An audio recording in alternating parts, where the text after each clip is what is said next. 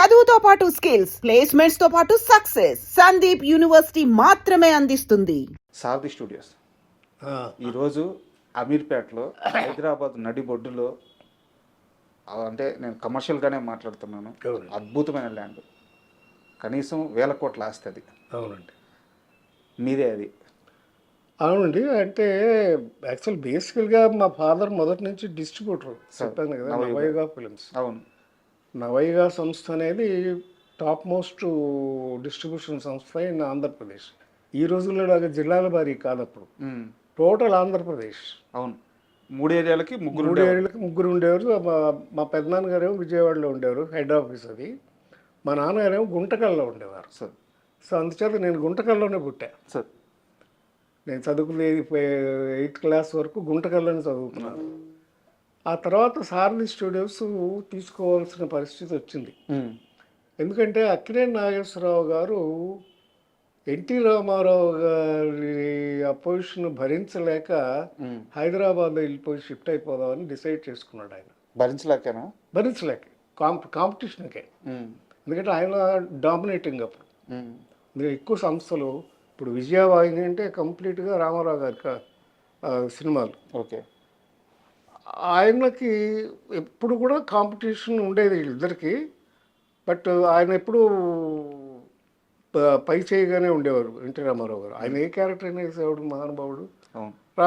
నాగేశ్వరరావు గారు ఏమో romantic characters, కథ ఇంపార్టెన్స్ ఉన్న క్యారెక్టర్స్, సాంఘిక సినిమాలు ఇలా.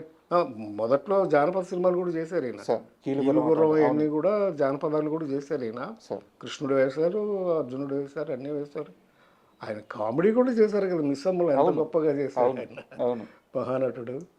అయితే ఏదైనా ఆయన కాంపిటీషన్ ఫీల్ అయ్యడం కొంత, చెన్నారెడ్డి గారి స్నేహం కొంత. ఓకే, మర్రి చెన్నారెడ్డి గారు చీఫ్ మినిస్టర్. అయితే ఇట్లా ఇండస్ట్రీ ఇక్కడ హైదరాబాద్ షిఫ్ట్ అయితే బాగుంటుంది అంటే, అప్పుడు నాగేశ్వరరావు గారు అంటే నాకు అక్కడ స్టూడియో లేదు. అప్పుడు స్టూడియో క్లోజ్ అయిపోయింది. వాళ్ళు అది యాక్చువల్గా చల్లపల్లి రాజా గారిది ప్రాపర్టీ. అంటే చల్లపల్లి మహారాజా గారిది వాళ్ళ అబ్బాయి రామకృష్ణ ప్రసాద్ గారని, చల్లపల్లి రాజా గారు రియల్గా రాజు గారు ఆయన. వారిది సారథి బ్యానర్. సారథి బ్యానర్ అంటే అంతకుముందు చాలా పెద్ద పెద్ద సినిమాలు తీశారు. తమ్మారెడ్డి భరద్వాజ నాన్నగారు కూడా అక్కడ వర్క్ చేసినట్టు, దానికి మేనేజర్గా చేశారు. అవును, ఆయన తర్వాత మా నాన్నగారు. అవును. అంటే అది ఎలా జరిగిందంటే, ఫస్ట్ ఆ బ్యానర్, సారథి బ్యానర్ చాలా రామారావు గారితో ఆత్మబంధువు, కలిసి ఉంటే కలసుఖం, ఇలాంటి సినిమాలన్నీ సారథిలో తీసినాయి. రోజులు మారాయి నాగేశ్వరరావు గారితో. అప్పుడు నవయుగ ఫిలిమ్స్ వాళ్ళు సారథి స్టూడియో 45% షేర్స్ కొనుక్కున్నారు. అప్పటి నుంచి మా నాన్నగారు గుంటకల్ నుంచి ఇక్కడికి షిఫ్ట్ అయ్యారు స్టూడియో మేనేజ్ చేయడానికి. 64లో 64 నుంచి సారథి స్టూడియోస్ నాన్నగారే చూసుకున్నారు. మొదట్లో ఒకటే ఫ్లోర్ ఉండేది, తర్వాత 2 ఫ్లోర్లు కట్టారు, మొత్తం 3 ఫ్లోర్లు అయినాయి. స్టూడియో బ్రహ్మాండంగా నడిచేది. ఇప్పుడు మెట్రో స్టేషన్ ఉంది కూడా అంతా సారథి స్టూడియోస్లోనే ఉండేది. అప్పట్లో అమీర్పేట మెట్రో స్టేషన్ ఉంది, అదంతా సారథి స్టూడియోస్ గేటే. అక్కడ ఉండేది మెయిన్ గేట్. స్టూడియో మీరు అమ్మేసుకున్నారో లేకుంటే మీ వాటాలు మీరు వెనక్కి తీసుకున్నారో నాకు అంత ఐడియా లేదు. బట్ ఆ రోజుల్లో మీరు స్టూడియో కొనడానికి ఎంత ఇన్వెస్ట్ చేశారు, ఎంత మీకు రిటర్న్ వచ్చింది? లేదండి, అది ఇన్వెస్ట్మెంట్ అంటే నవయుగ నుంచి ఫండ్స్ వచ్చాయి. నవయుగ అప్పటికే బాగా పెద్ద కంపెనీ. సినిమాలు కొన్ని వేల సినిమాలు రిలీజ్ చేశారు, కొన్ని వేల సినిమాలు సూపర్ హిట్లు అయినాయి. సో దాని ఇన్వెస్ట్మెంటే సారథి స్టూడియోకి తీసుకున్నారు. అంటే నేను అడిగేది ఏంటంటే, మీ షేర్లు వదులుకోకుండా ఉండాల్సింది లేదండి. అదేంటంటే ఫ్యామిలీ దీని వెళ్ళి, మా ఫాదర్ వాళ్ళు 3 బ్రదర్స్, ప్లస్ అది private limited company, it's not a ownership company కాదు. సో అందుకని షేర్స్ ఉండే వరకు వాళ్ళకి. వాళ్ళ బ్రదర్స్ నెక్స్ట్ జనరేషన్ వాళ్ళు మాకు కలిసి రాలేదు, ఒకరికొకరు పడలేదు. మామూలే, భారతం అంతే, ఏ కుటుంబం అయినా అంతే. పెద్ద వాహిని స్టూడియో అట్లాంటివి అయిపోయింది, ఏవిఎం అలాగే అయిపోయింది. సో అలాంటి పరిస్థితుల్లో స్టూడియోని అమ్మేయాల్సి వచ్చింది. అమ్మేశారు. ఎందుకు అమ్మారు సార్? మీకు ఏమన్నా అంత డీటెయిల్స్ నాకు తెలియదు. మహా అయితే కొన్ని లక్షల్లో ఉంటుందా? లక్షల కోట్లు కదండి, 12 ఎకరాలు. ఆహా, మీరు అమ్మినప్పుడు మేము అమ్మినప్పుడే కోట్లండి. అప్పుడే కోట్ల? 80s మేము అమ్మింది ఎప్పుడు 84లో, 80s తర్వాత. ఆ, 80s తర్వాత కదా మేము అమ్మింది. కొన్నది ఎప్పుడు 64లో. ఇప్పుడైతే వేల కోట్లు ఉంటాయి. అంతే కదండి మరి.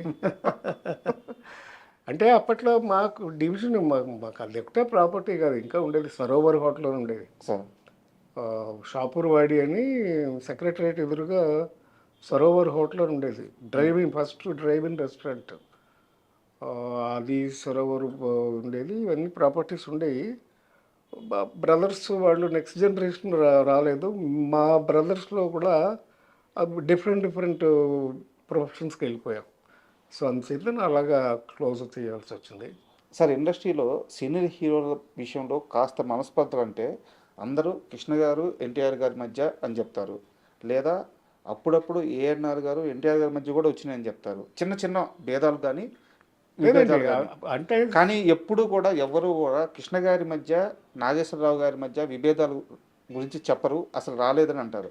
అయితే ఒక్క సినిమా విషయంలో వీళ్ళిద్దరి మధ్య విభేదం వచ్చింది, దానికి సారథి స్టూడియోనే సాక్ష్యంగా నిలిచింది అని చెప్పి చెప్తారు. కరెక్టే, ఏం చాలా సినిమా? కరెక్ట్. అదేంటంటే దేవదాస్ ఏమైందంటే అప్పుడు అక్కినేని నాగేశ్వరరావు గారు అమెరికా వెళ్ళి హార్ట్ ఆపరేషన్ చేయించుకున్నారు. ఒక 1 year అక్కడే రెస్ట్ తీసుకున్నారు, రాలేదు. అంటే ఆ రోజుల్లో ఇంత ఈజీ కాదు హార్ట్ ఆపరేషన్ అంటే. అయితే వెళ్ళి 1 year రాలేదు. ఆ 1 year స్టూడియో మూత పడిపోయింది, వర్క్ జరగలేదు, వర్క్ లేదు. నాగేశ్వరరావు గారు లేకపోతే లేదు సారది అప్పట్లో. దాంతో ఏమైంది, లేబర్ ప్రాబ్లం వచ్చింది. లేబర్ ప్రాబ్లం వస్తే పి జనార్దన్ రెడ్డి గారికి మా ఫాదర్కి క్లాష్ వచ్చి, మా ఫాదర్ మేనేజ్మెంట్ అప్పుడు స్టూడియో. మా ఫాదరు స్టూడియో మూసేశారు, క్లోజ్ చేశారు. నాగేశ్వరరావు గారు తిరిగి వచ్చారు అమెరికా నుంచి. రాకముందే ఏమైంది, ఈలోపు ఎట్లాగైతే నాగేశ్వరరావు గారి సినిమాలు ఎక్కువ మేము నవైగా చేసామో, మా సిస్టర్ కన్సర్న్ శ్రీ ఫిలిమ్స్ అని ఉంది. దాంట్లో కృష్ణ గారి సినిమాలు ఎక్కువ చేశారు, రిలీజ్ చేశారు అన్నీ. కృష్ణ గారి ఫస్ట్ పిక్చర్ నుంచి అగ్ని సాక్షి అక్కడి నుంచి చాలా సినిమాలు, కృష్ణ గారి సినిమాలు కూడా, వాళ్ళ సొంత సినిమాలు, పద్మాలయ సినిమాలు. అసలు ఆయన ఫస్ట్ లేత మనసులు రిలీజ్ చేసిందే తేనె మనసులు, నా శ్రీ ఫిలిమ్స్. బాబు మూవీస్ మంచి మనసులు, మూవీ మనసులు, తేనె మనసులు, ఇవన్నీ కూడా నవైగాను శ్రీ ఫిలిమ్స్ రిలీజ్. కృష్ణ గారి వచ్చి పద్మాలయ సినిమా పద్మాలయ బ్యానర్లో తీస్తుంటే శ్రీ ఫిలిమ్స్ మేము రిలీజ్ డిస్ట్రిబ్యూషన్ తీసుకున్నాం. నాగేశ్వరరావు గారు చాలా సీరియస్ అయ్యారంట. ఆయన కోపం వచ్చింది. అప్పుడు అమెరికా నుంచి తిరిగి వచ్చేసరికి తిరిగి వచ్చారు, ఇట్లా సినిమాకి రెడీ అయిపోతుంది, ఇక్కడ అయిపోయింది డిస్ట్రిబ్యూషన్ మా శ్రీ ఫిలిమ్స్. అప్పుడు ఆయన కోపం వస్తే ఏం చేశాడు, ఆయన పాత దేవదాస్ నెగిటివ్ కొనుక్కొచ్చారు. ఆయనకి ఎవరో సలహా ఇచ్చారు, ఆయనకే వచ్చిందా మరి, తీసుకొచ్చి పాత దేవదాస్ని రిలీజ్ చేశారు కొత్త దేవదాస్ మీద. కొత్త దేవదాస్ ఫ్లాప్ అయింది, పాత దేవదాస్ 100 రోజులు ఆడింది. రెండోసారి ఫస్ట్ వన్ పెద్ద అంత సక్సెస్ కాదు. ఒరిజినల్గా దేవదాస్ రిలీజ్ అయినప్పుడు అంత సక్సెస్ కాదు, పేరు వచ్చింది కానీ అంత 100 రోజులు ఆడటం ఇలా లేదు. యాక్చువల్గా రెండోసారి రిలీజ్ చేసినప్పుడు అది 100 రోజులు ఆడింది. ఈ సమ్మర్ వచ్చింది. అప్పుడు వచ్చినప్పుడు నాగేశ్వరరావు గారు తిరిగి వచ్చారు. తిరిగి రాగానే స్టూడియో ఓపెన్ చేయమని అడిగారు మా ఫాదర్ని. లేబర్ ప్రాబ్లం ఉంది, నేను ఓపెన్ చేయను అన్నారు మా ఫాదర్. నేను ఓపెన్ చేయనండి, కుదరదు, ఇప్పుడు లేబర్ ప్రాబ్లం ఉంది, సార్ ఓపెన్ చేయడానికి వీలు కదంటే, అప్పుడు ఆయన సరే అని చెప్పేసి అంజలీదేవి గారి సినిమా వెళ్ళి బెంగళూరులో షూట్ చేశారు. ఎందుకంటే చెన్నై వెళ్ళటం ఇష్టం లేదు ఆయనకి. మళ్ళీ చెన్నై ఎప్పుడు వెళ్ళేవారంటే అక్కడ సొంత స్టూడియో ఉంటే దానికి మాత్రం వెళ్ళేవారు షూటింగ్. అదే ఆయన మనసులో పెట్టుకున్నారు, ఇప్పుడు అలాగే చేస్తున్నారు. ఇప్పుడు విజయ కానీ అక్కడ స్టూడియో ఉంటుంది, వీనస్ కానీ, వాడు సొంత స్టూడియో ఉన్న వాళ్ళకైతేనే మెడ్రాస్ వెళ్ళేవారు, లేకపోతే ఇక్కడి నుంచి మెడ్రాస్ వెళ్ళేవారు కాదు. ఇక్కడే ఆయన ఫిక్స్ అయిపోయారు, హైదరాబాద్లోనే ఉండాలని ఫిక్స్ అయిపోయి ఇక్కడికి వచ్చేసారు. అప్పుడు బెంగళూరులో షూటింగ్ చేశారు. చేస్తే అప్పుడు నాకు సొంతంగా స్టూడియో కావాలని డిసైడ్ చేసుకుని అప్పుడు అన్నపూర్ణ తీసుకోవడం ఇవన్నీ జరిగినాయి. మొన్న నాగేశ్వరరావు గారు పోకముందు కూడా నాతో అన్నారు ఒకసారి, ఏవయ్యా ఆ రోజు మీ నాన్న చేసిన పనేనయ్యా ఇది, ఆయన స్టూడియో ఓపెన్ చేసి ఉంటే నేను కట్టేవాడిని కాదు, మా పిల్లలకి ఇంత ప్రాపర్టీ ఉండేది కాదు, అది నీ పుణ్యం అయ్యా అని నాతో అన్నారు ఆయన. సో అలాగా ఒక మంచి మంచి జరుగుతుంది, చెడు చెడు బట్ చెడు జరుగుతుంది. ఈ మొత్తం సినారియో వల్ల ఒక 2-3 సంవత్సరాలు ఇద్దరి మధ్య గ్యాప్ వచ్చేసిందంట కృష్ణ గారి మధ్య. ఏమన్నారు? వచ్చిందండి, కలిసి చేశారు, చాలా సినిమాలు కూడా చేశారు. బట్ ఆ ఇష్యూలోనే ఆయన కోపం వచ్చింది. అంటే అంత క్లాసిక్ దాన్ని ఎందుకు మళ్ళీ టచ్ చేయడం ఎందుకు చేయకుండా ఉంటే బాగుండేది, పైగా మెయిన్ డిస్ట్రిబ్యూట్ చేయడానికి ఇంకా కోపం వచ్చింది. మీరేమో హోమ్ డిస్ట్రిబ్యూషన్ లాగా ఆయనకు కూడా ఆయన సినిమాలు కూడా మేమే ఎక్కువ చేసాం. పద్మాలయ మొదటి సినిమాలన్నీ కూడా శ్రీ ఫిలిమ్స్ రిలీజ్, ఆయన ఫస్ట్ పిక్చర్ నుంచి. అలాగా సార్ రజనీకాంత్ గారిని లాస్ట్ సార్ ఎప్పుడు కలిసారు మీరు?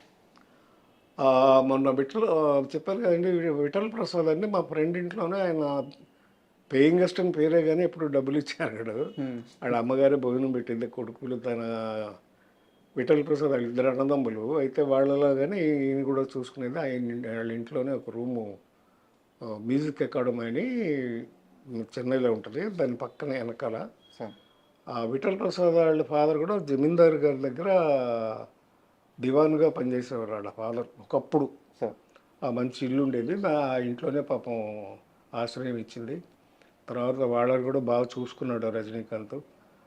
వాళ్ళ అమ్మగారికి ఇల్లు కొనిపెట్టాడు. మళ్ళీ వాళ్ళిద్దరికి విఠల్ ప్రసాద్ అని ఆయనకి వాళ్ళ బ్రదర్ వేణు అని ఆయన కాల్ షీట్లు అన్నీ అప్పచెప్పాడు, వాళ్ళకి డబ్బులు అన్నీ చూశాడు, చాలా బాగా చూసుకున్నాడు. వాళ్ళ అమ్మాయి పెళ్ళి అయితే వెళ్ళాం. ఓకే, వెళ్తే ఆ రోజంతా మా దగ్గర. ఇది ఏ సంవత్సరంలో పెళ్లి జరిగింది? ఒక 3-4 years అయింది. కళ్యాణ మంటపం, ఆయన కళ్యాణ మంటపంలోనే పెళ్లి చేశారు.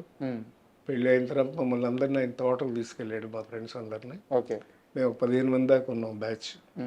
అందరం వెళ్ళాము, రోజంతా ఆయనతోనే స్పెండ్ చేసి మరి అందరినీ మధ్యాహ్నం లంచ్ ఇంటికి తీసుకెళ్ళి వాళ్ళ ఆవిడని స్వయంగా వడ్డం చేయమని వాళ్ళతో భోజనాలు పెట్టి మా అందరికి బట్టలు పెట్టి పంపించాడు.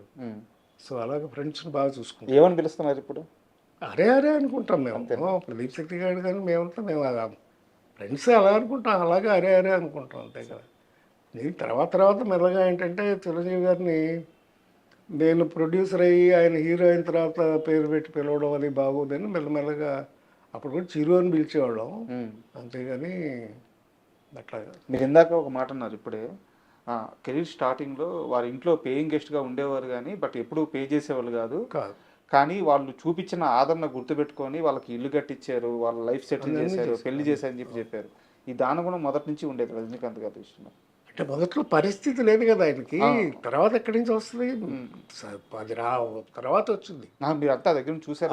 రజనీ తను సంపాదించడం మొదలుపెట్టిన తర్వాత వాళ్ళ ఇంట్లో ఏంటంటే గేటు పక్కనే ఒక షెడ్ ఉండేది. ఆయన ఇంటికి పాయిస్ గార్డెన్లో ఆయనకి ఇల్లు ఉంటుంది. గేట్ దగ్గరే ఒక రూమ్, పెద్ద హాల్ లాంటి రూమ్ కట్టి దాంట్లో జిన్నవారి సరుకులు, పప్పులు, బెల్లాలు, బియ్యాలు అన్నీ మొత్తం సరుకులన్నీ స్టోర్ చేసి పెట్టేవాడు. ఎవరు వచ్చినా సరే ఎంత కావాలంటే అది తీసుకెళ్ళటమే, ఫ్రీగా వచ్చి తీసుకెళ్ళిపోవడం, ఫ్రీగానే ఆయన అలాగే ఇచ్చేవాడు.